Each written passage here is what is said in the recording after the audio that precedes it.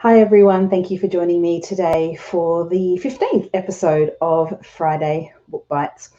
We're doing things a little bit differently today in that I am flying solo and I'm throwing the reins over to you for a kind of an Ask Me Anything type session.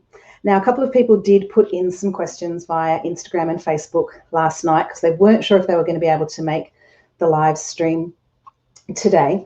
So I will go through those first. And if you've got any questions at all about writing, publishing, reading, chocolate, Hugh Jackman, no topic is off limits. So pop them in the comments and we'll get to them as we go.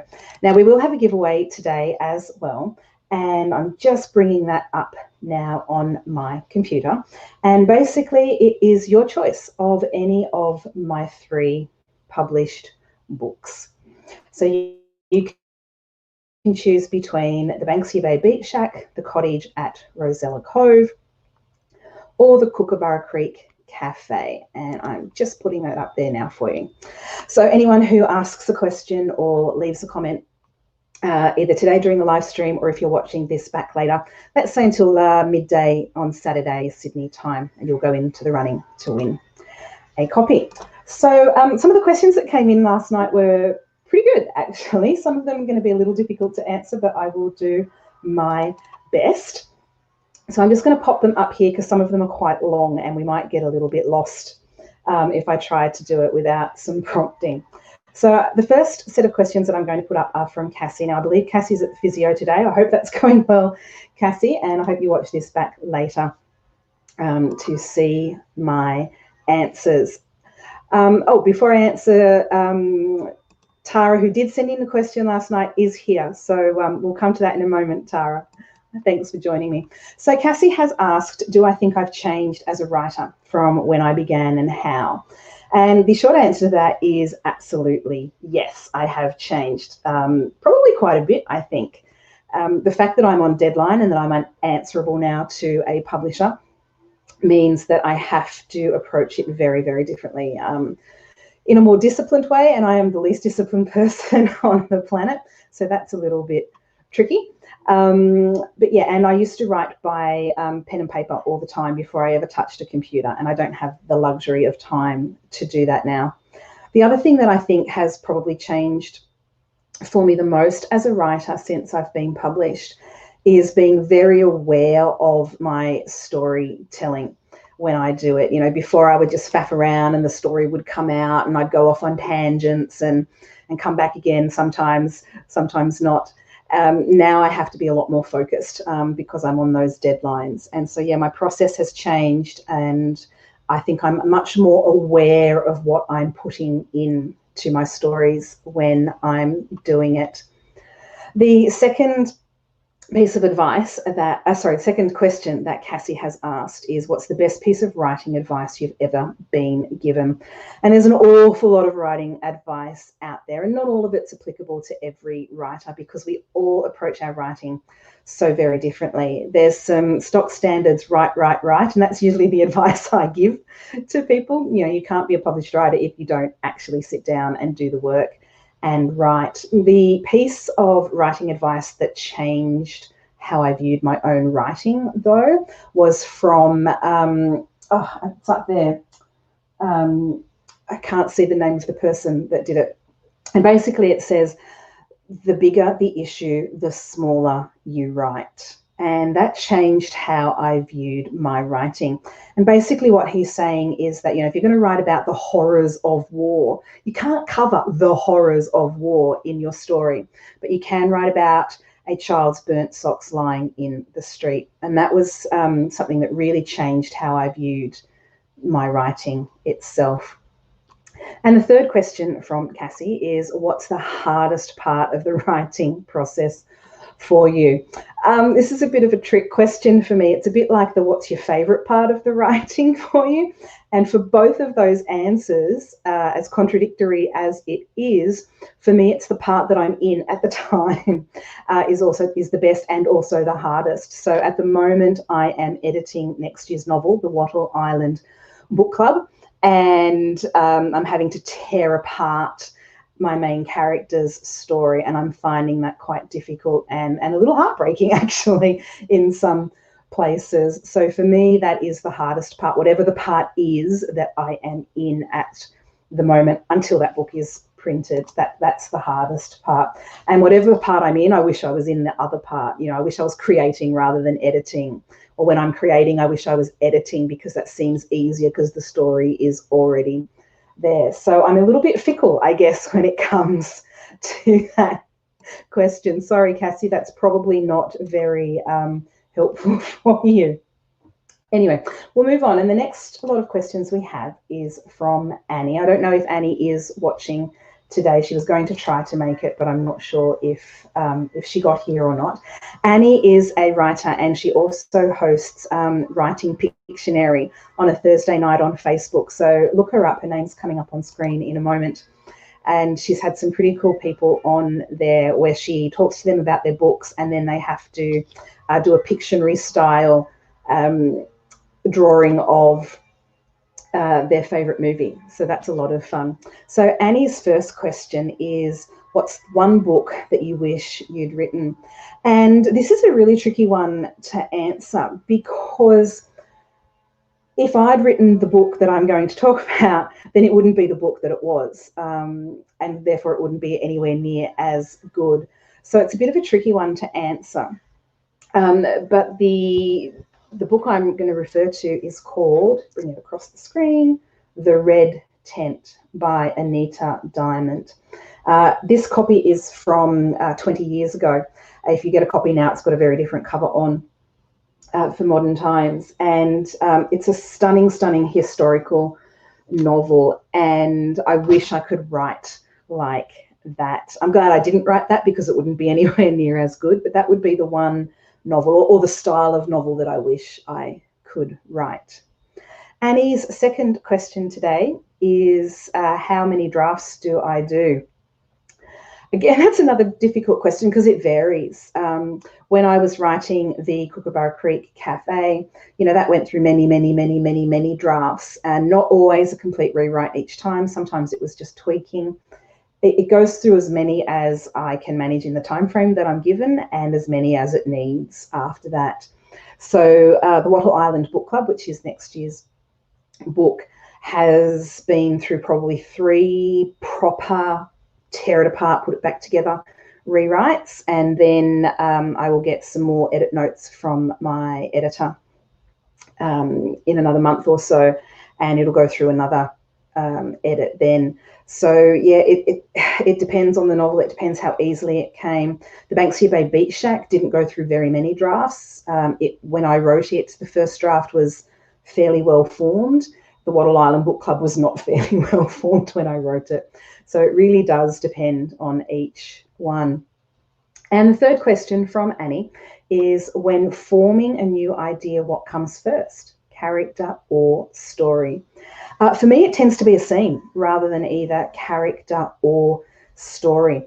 I tend to start with one scene in my head, and I have no idea who that person is or why they're in that particular situation, and I write my way to find out. So if you've read my novels, The Kookaburra Creek Cafe, the first scene in my head was Hattie standing in this rundown old building, and I didn't know who she was or why she was there or how significant the building was.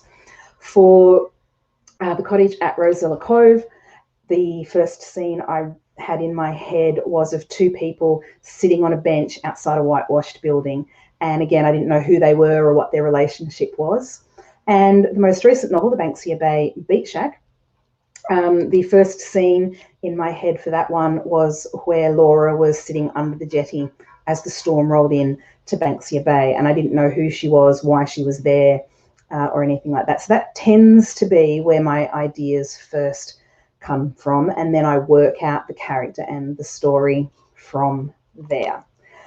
Thanks for those questions, Annie. The next set of questions we have coming up are from Joe. And Joe got a little bit excited and asked quite a few questions, so we'll bring those up now. Jo normally does join us here on a Friday. I don't know if she's out there in Cyberland today or not, but we'll put her questions up once they come on my screen. Here we go. So Jo, the first question that Jo asked would be that she would love to know about my writing process. Sorry. Are you a pen to paper or straight to the computer or a mix of both? Well, I touched on that at the very beginning. I used to be pen to paper 100% first before I ever went to the computer. Now I start on the computer, and I miss the pen to paper. I really love writing pen to paper. So I tend to do that in my editing, and I've actually got the Wattle Island Book Club here. So as you can see, as I'm editing, I do go back to handwritten notes, and I'm not going to leave it up too long so that you can't tell what's going on. And so it is a bit of a mix of both. I prefer pen to paper, but time doesn't always allow that to happen. And the second part of my process she would like to know is the best time of day to write for me. Anytime I can get is a good time to write. I tend to find my brain works better before lunch, so that morning session before lunch. In the afternoons, I tend to get a little bit dopey, a bit tired, so I tend not to do too much writing in the afternoons. That's often when I do some admin stuff so that I feel like I'm still working, even though I'm not actually working on my manuscript. And the evenings, that's hit and miss. If the deadline is really, really close, I'll often work in the evenings as well. But for me, morning is the best time. This third question is a really interesting question. And if I've got any writers, I can see Leilani is there and Claudine is there as well. It'll be interesting to hear what you have to say on this one too. When do you know you're ready to share with another set of eyes? That's a really, really hard one to manage within yourself. I'd like to say I'm never, ever ready to share my work with another set of eyes. And I think of Kookaburra Creek now, which was my first book. And I could very easily go back and edit that one more time, even though it's been out in the world for a couple of years now. I'm not sure you're ever ready to share it, but obviously you have to get to that point where you can share it with someone, whether that's your beta reader or your critique partner. My critique partner is Leilani, who's here today. You do eventually have to give it to somebody to read, and it's a really hard one to balance. You can spend too long working on a manuscript, I think, without that input, and you can dig yourself into a hole, but you also don't want to give it too early. Never, ever the first draft, ever. That's not a good idea. I think that the short answer to it, I guess, Jo, and this is Jo now, she's just joined us. Hi, I'm answering your questions, Jo. I guess the short answer is you've got to go with your gut on it. And the more you write and the more manuscripts you have behind you, your gut is a little bit more in tune with when it's ready to be seen by another person. But it's a really tough one, particularly when you're first starting out. Now that I'm published and I have an editor and I've got deadlines, you know, I don't often have a choice of when I have to hand it over. You know, I was a little embarrassed with the state of Wattle Island when I handed it in to Penguin the first time, because I knew it wasn't ready, but the deadline was due, and so I had to hand it in. But when you're first writing and you've got none of those pressures, it's a really hard thing to do. And I remember giving it to one of my beta readers, Michelle Curry, who owns Barrel Sweets and Treats, and I've given a shout out to her before on Facebook. And I handed it to her, the manuscript, and I said to her, "Are you sure you want to read this?" And she said, "Oh, yeah, I'm really excited. I want to read it." And I said, "Yeah, but what are you going to say to me if you don't like it?" And she'd never thought of that. So it's a really hard thing to do, and it's a huge measure of trust when you do finally give it to someone to read. Claudine is actually weighing in on this discussion. I'm going to put her comment up there. It is a tough question, and it is really hard to let go of the draft. Claudine will usually get to this point when she doesn't know how to change it anymore. That's a fantastic point, Claudine. I love that. Yeah, when you're looking at the manuscript and you just don't know what to do, you don't know how to edit it anymore, you don't know how to fix the problems that you can see, that's when you have to give it to someone, and that's when those fresh eyes really do make a difference. I'm going to steal that from now on, Claudine. I hope you don't mind. And another question there from Jo. Any tips for when you get stuck, if you do get stuck. I always get stuck, Joe, and I think any of the writers that are here will agree with me. It's very easy to get stuck, and it can happen at any time. It can happen during the creating process. It can happen during the editing process. Anytime at all. Claudine's given me permission to steal that. Thanks, Claude. Yeah, I get stuck all the time. And there's a couple of things that I have found work for me. One of those is actually walking away from the manuscript. Sometimes you're looking at it so hard and so intently that you just can't see it anymore, and you have to walk away.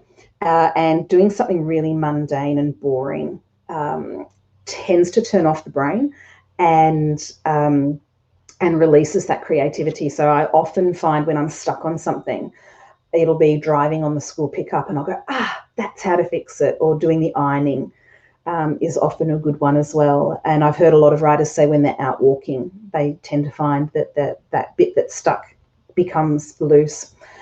Another thing is talking about it with people, that can help as well. But yeah, getting stuck is one of those things that happens to all of us, I think, Joe. And yeah, and it's sometimes it can take a while to get unstuck.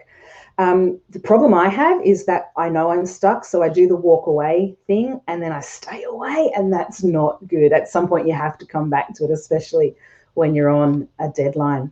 Cheryl has just joined us. I haven't got to your question yet, Cheryl. You haven't missed anything. I'll get to that soon. All right, so I will take down Joe's questions and we'll get the next lot up. And we've got some questions here from Vanessa Carnevale, who is a wonderful author who I had here on Friday Book Bites a couple of weeks ago. If you didn't see that chat, go back and watch it. They're in my videos on Facebook. And Vanessa's got a couple of questions here for me. When you set out to write a book, does it turn out differently to what you initially pictured? Every single time. Every single time.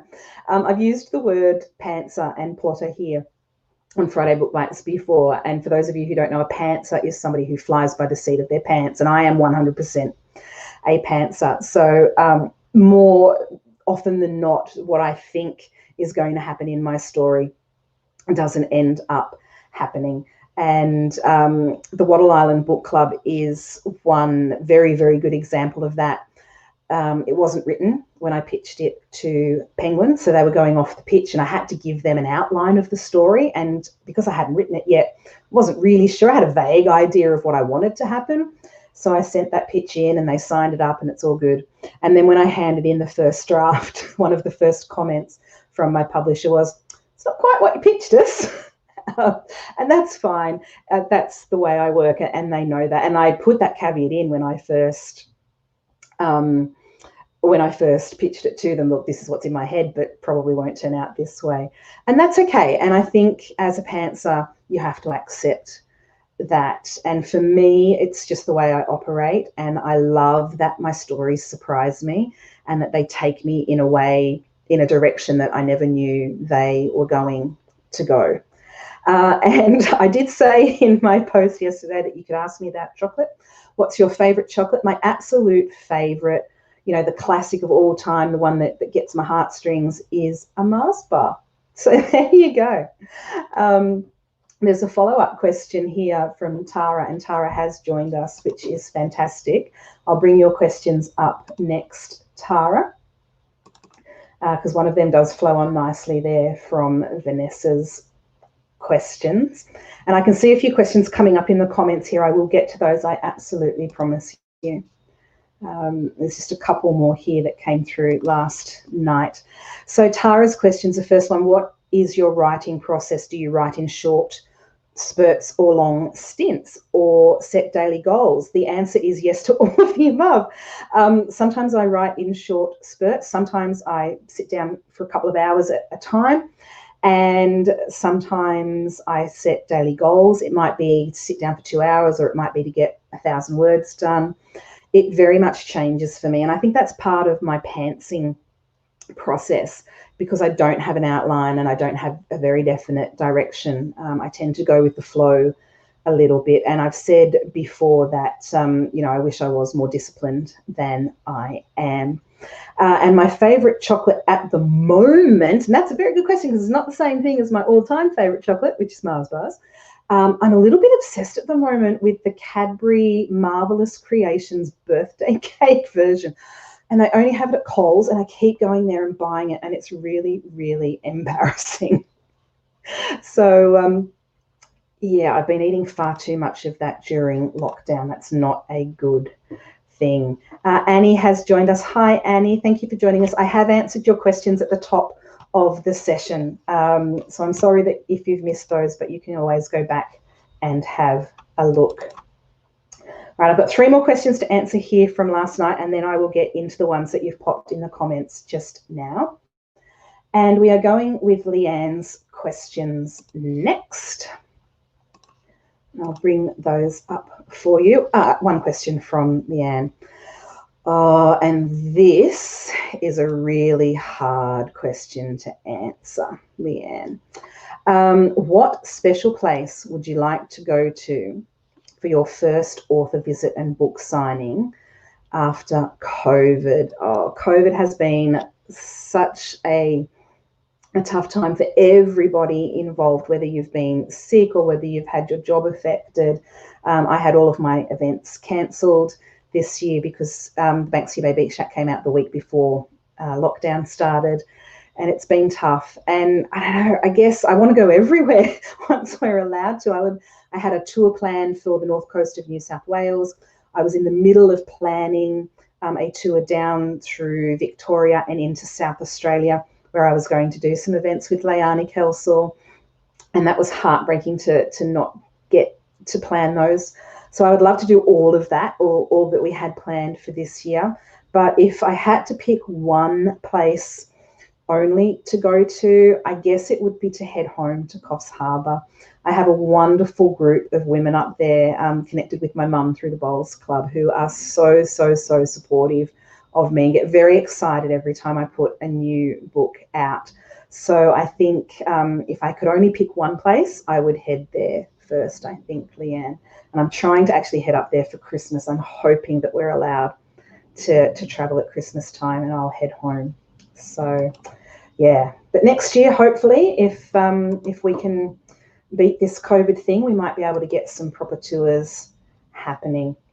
All right, 2 questions to go here, and then I'll get to the ones. Oh, and there's someone from Coffs Harbour. Hi, Janet. How are you? Yes, Janet's one of the people I would like to visit when I'm up in Coffs. We haven't met personally yet, but we've connected on Facebook, which has been really nice. All right, so Sonia has got a question here. I'm just bringing it up now. Here we go. Sonia, what would your profession be if you weren't a writer? All right, there's 2 answers to this. There's the genuine within the realms of possibility answer, and then there's the never going to happen dream answer. Before I was a writer, I was an ESL teacher, English as a second language, and I loved that job. It was actually before I became a mum. I haven't taught for a long time, and I really did love that. And I would probably go back to that if I had to go back to a regular day job. I love teaching, and I love teaching ESL. Now, if we're talking about, money is no object, talent is no object, and complete dream world, I would love to be a musical theatre star. Problem with that is I can't sing and I can't dance. So that's never, ever going to happen. But in my dream world, it would. So there you go. And Janet's just saying that the weather is lovely up in Coffs. Yeah, I'm hoping we have nice weather for Christmas. All right, the last question that came through last night, and then I'll go back through the comments and put your questions up. Please feel free to ask anything you like in those comments that we haven't already covered yet. And this is from Cheryl, and Cheryl is here. She said hello at the top of the session. So this is Cheryl's question. Get the technology right, Sandy. Can I give you some snippets about what I'm working on at the moment. And I've mentioned the Wattle Island Book Club quite a few times already today, and that is what I'm working on next year's release. I haven't worked out my elevator pitch yet for this. For those of you who don't know, an elevator pitch is where you sum up your story in 1 or 2 lines, and I haven't figured that out yet, probably because I'm tearing apart the main character's story at the moment, and it's changing quite significantly. So I can't figure out my elevator pitch just yet. But what I can tell you is that the Wattle Island Book Club is obviously about a book club on an island, and we have the main character Grace, who is a librarian. And she's been writing bucket lists since she was 7 years old. And when she is asked to revive the dormant Wattle Island Book Club, she's able to tick yet another item off that list. But when she gets to the island, she finds that not everyone is happy to have the book club back. And Grace is all too aware of how fragile life is, and she knows that she has to help the residents of Wattle Island find the bravery to move beyond their past. So that's a bit of a snippet. I won't tell you why they need to move on from their past, because that will be a spoiler alert. I will tell you that it is told from multiple points of view. We have Grace's point of view, and then we also have Anne's point of view.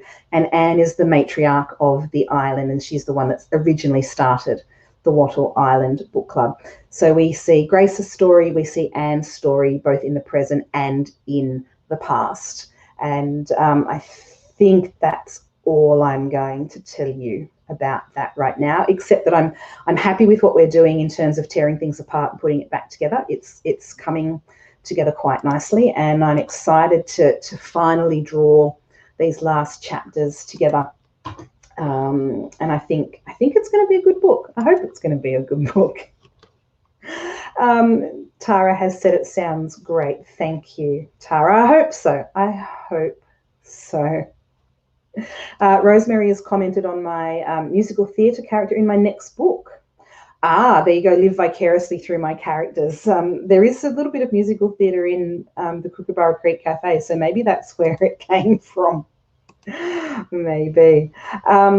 Alrighty, so I'll go back through and get some of these questions that came through earlier. Here we go, let's go. Don't want to miss anything. Cheryl commented that she has her best ideas in the shower when I was talking about doing the ironing. Yeah, it is. It's just you're tuning off and you're letting your brain go, and absolutely that's when the ideas come.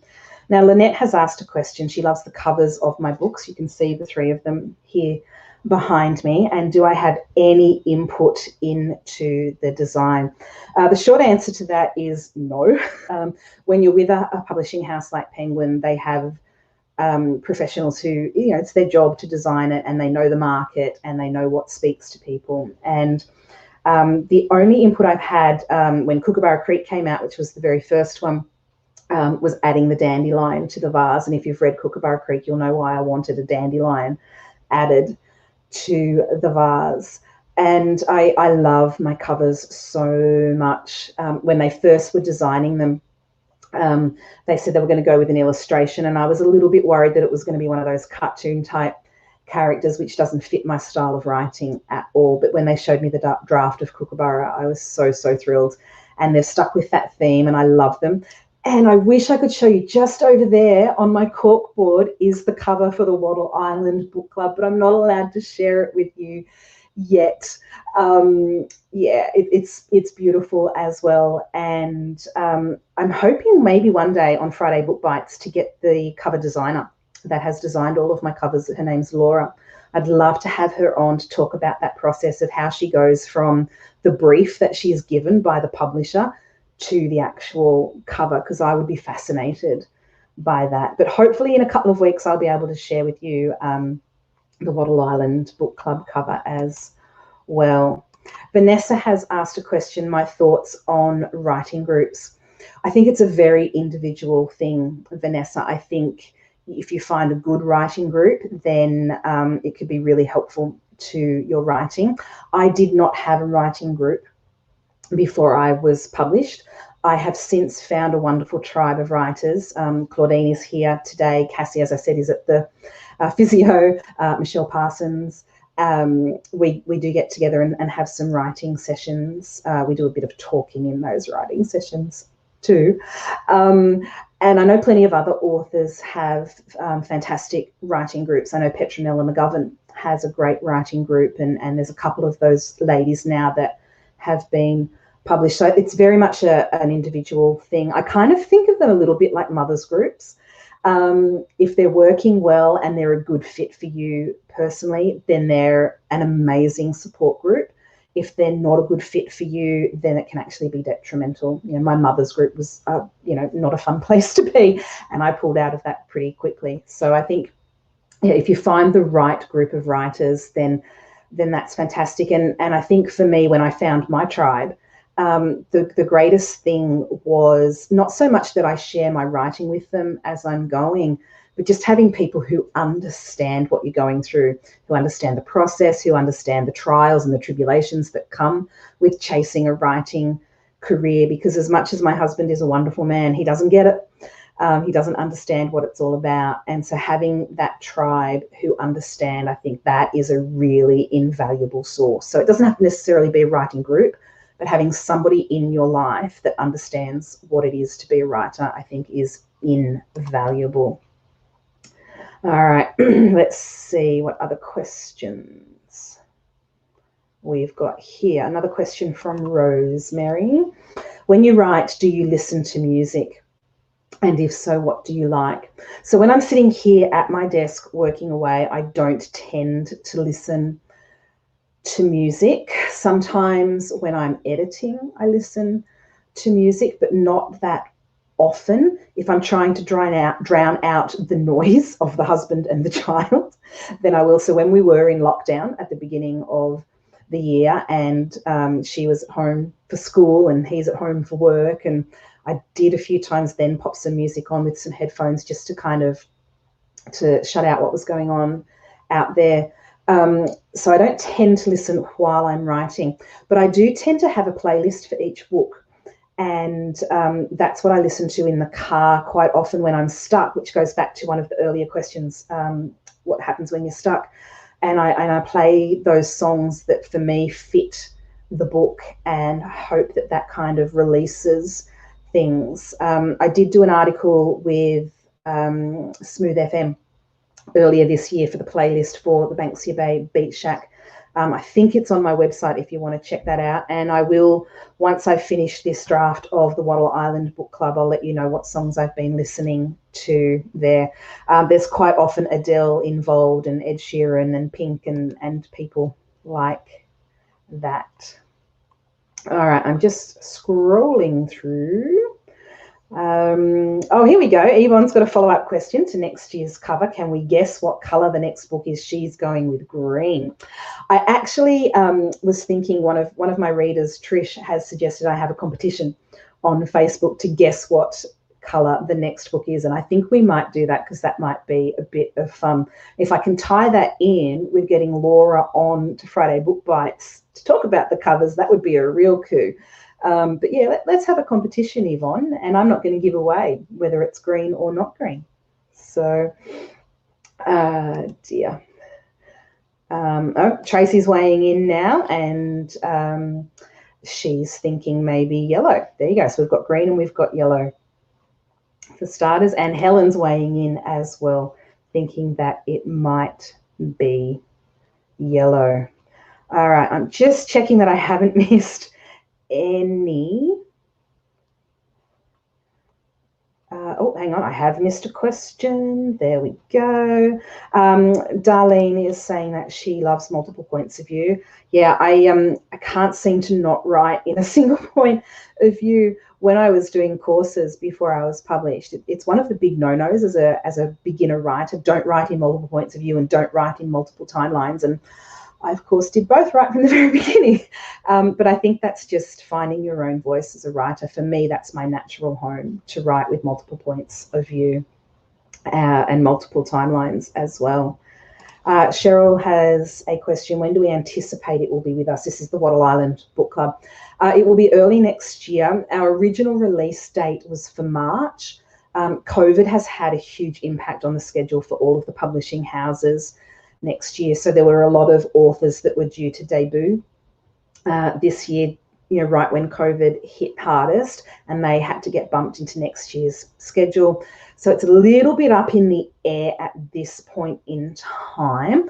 I'll probably have a more definite date, probably by the end of this month, beginning of October, as to when you can expect it. Claudine says, yeah, they definitely nailed my covers. Absolutely. And Darlene, her dream job is being a traditionally published author. Yeah, it is a dream job. Doesn't pay a lot, and none of us are doing it for the money. We do it because it's in our soul and we have to tell our stories.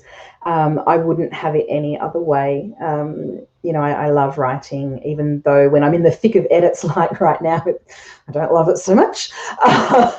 But yeah, it is an amazing thing to be doing and to share stories and to talk to readers like I'm doing right now. And Tracy agrees it would be really interesting to have the illustrator on. Yeah, I think so too, because it's one of the questions that I get asked every time I do an author talk, who designs the covers? How does it come to be? I think it would be fascinating to have her on. All right, let's have a look. Oh, and Darlene is thinking yellow as well. There you go. Claudine's being a bit cheeky with her zippy face there, because Claudine has actually seen the cover for the Wattle Island Book Club. Now, I don't know if Claudine is open to bribery when we have competition. Maybe she'll throw some chocolate your way. Or you throw chocolate her way, I should say, and she might reveal what it is. So there you go. So that's the questions. I think I've covered them. If I've missed it, please pop it up now, or if you've got any other last minute questions, pop them in the comments and I will answer them. Thank you so much for joining me today. Sorry, I see the comments before I put them up and I laugh. Claudine's not going to give it away. Good girl, Claudine. Thank you. It's a top secret. Yeah, it is very pretty though. I'm very happy with it. So any other last minute questions you've got? Thank you so much for joining me. We'll be back to our usual format next week. I've got some fantastic authors lined up over the next month or two, so it will be really fantastic. And I actually might take this opportunity now while you're here to thank you for joining me for Friday Book Bites. I wasn't sure when I first started this whether I should, whether people would receive it well. So it's really lovely to see you all here. We've got a couple of questions that have just come in. Fantastic. One from Helen. Do you think of ideas for your stories in the middle of the night? Yeah. Middle of the night, middle of the day, all sorts of different times and places the ideas come. I tend to have a notebook in my handbag in case they come when I'm out and about. And I tend to use my phone at nighttime if an idea comes to me in the notes section.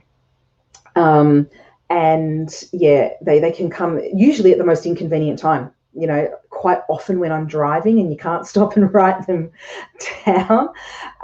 That's always a tricky one. And her follow-up question is, do you act on them straight away or wait till the morning? I have to write them down straight away or I will forget them. And they often will then sit in that notebook for a long time. But if I don't write them down, I absolutely forget them. The Wattle Island Book Club came to me while I was driving last year on tour. And I was driving from Port Macquarie up to Coffs Harbour, and it was a conversation that I had with the librarian at Port Macquarie Library, Leanne, that sparked this idea. And the whole way I was driving from Port to Coffs, this idea for the story was banging around inside my head. And that was really frustrating because I was driving and I had to get to Coffs, by a certain time. And as soon as I got home, I said hi to my mum and then ran and wrote it all down. So, usually the most inconvenient times. And there is a question here from Tracy. How far ahead do you have ideas regarding more books? Depends which one speaks to me at the time. So I have a book of ideas written down, and some of those may never ever see the light of day. Some of them are in my head for a long, long time.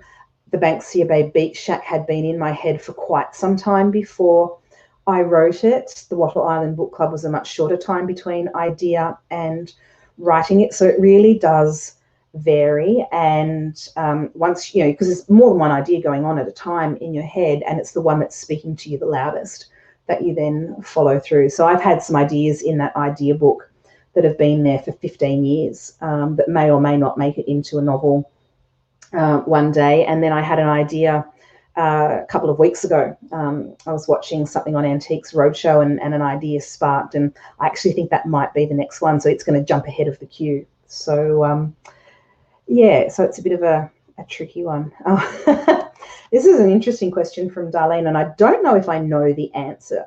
How many books need to be sold to be considered a bestseller? Back in the day, particularly before ebooks, there used to be a figure, and I don't know what it was, whether it was 5,000 or 10,000 here in Australia. Very different in America, of course. These days with ebooks, and particularly Amazon, you can be a bestseller on Amazon depending on what category your book is in. So I have been number one in on Amazon for Kookaburra Creek. I don't think I quite got there with Rosella Cove, and that was dependent on the category that it is in. It's a term these days that's a little bit loosey-goosey, and we all use it, and I don't know whether we're all justified. I don't know whether I'm justified in using it or not. Yeah, it's a bit of a tricky one. I'm not sure I can answer that one for you, Darlene. All right, Leanne has joined us. We answered your questions at the top of the session, Leanne. So if you have time later, pop back and read it through, watch it through. All righty, guys. If there are no further questions, I might wrap it up there and let you get back to your Friday afternoon. I might head to Coles and buy some Marvelous Creations birthday cake chocolate. Shh, don't tell anyone. And I hope you all have a wonderful weekend. If you think of any questions that come to you later, by all means, pop them in the comments. I do check back on Facebook and YouTube, you know, over the weekend, and I'm more than happy to answer them. I'm more than happy to answer them in the comments if you think of something new or if I've missed something today.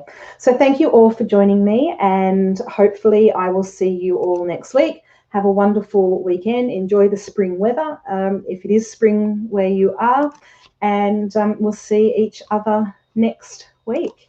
Take care, everyone. Look after yourselves, and I'll see you soon. Bye.